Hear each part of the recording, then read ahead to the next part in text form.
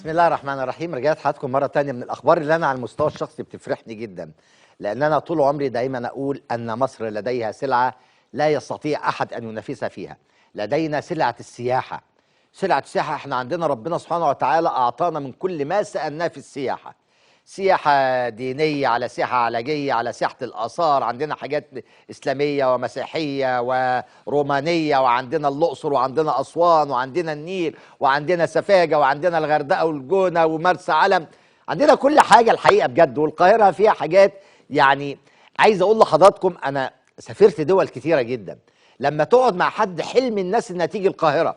ناس لما تروح، ناس كده عايزين يجوا القاهرة ويروحوا الأهرامات ويروحوا الحسين ويروحوا القاهرة الفاطمية ويروحوا القلعة يعني عارف حضرتك وانت قاعد هنا لما تسافر باريس، أنا بالنسبة لي أول حاجة الحي اللاتيني. أول حاجة الحي اللاتيني كده، تروح هناك تدخل في الحاجات اللطيفة قوي دي.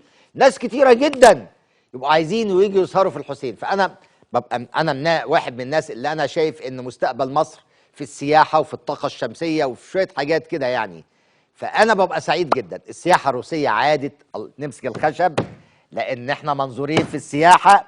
بيقال إن الغردقة بتستقبل يوميا 50 رحلة من السياحة الروسية، وعودة السياحة، وده حاجة محترمة جدا.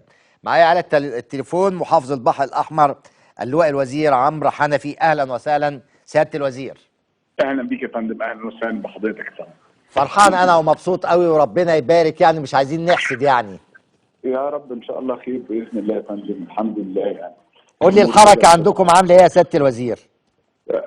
معلش ما سمعتش حضرتك كويس. الحركة عاملة ايه بتاع السياحة؟ 50 رحلة دي بتعمل نوع من انواع الانتعاش والحركة وعودة الحياة كده يعني، اللي كنا والعالم كله افتقدها منذ احداث كورونا يا فندم.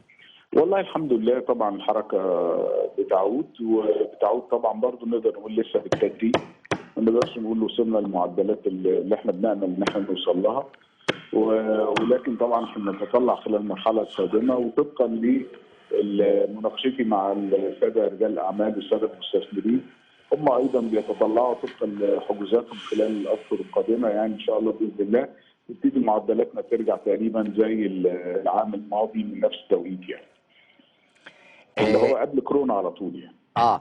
انما بدأت الفنادق والشوارع والبازارات تشتغل يعني. طبعا بنسبه كبيره طبعا، وطبعا احنا احسن بكتير من نقول من 3 اشهر فاتوا كمان، يعني مش هنقول مثلا من 6 اشهر يعني.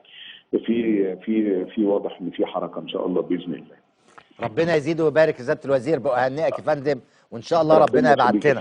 ربنا يخليك. اشكرك شكرا جزيلا اللواء عمرو حنفي محافظ البحر الاحمر.